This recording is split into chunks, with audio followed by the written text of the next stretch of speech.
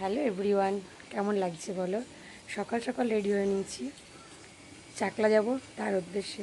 চলো চাকলায় গিয়ে কী করি তোমাদেরকে একটু একটু করে ফুটেজ দিতে থাকবো।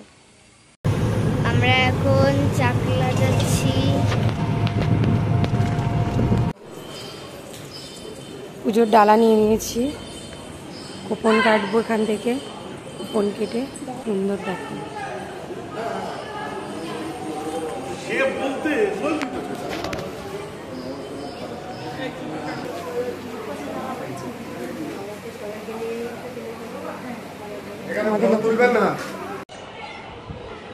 পুজো দেওয়া হয়ে গেছে, আরতি হয়ে গেছে, সমস্ত কিছু হয়ে গেছে।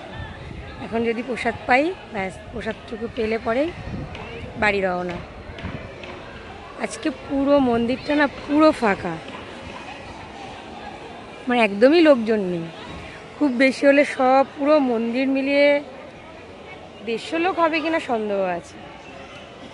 আজকে খুব শান্তিপূর্ণভাবে মন্দিরে বসে পুজো দেওয়া গেছে।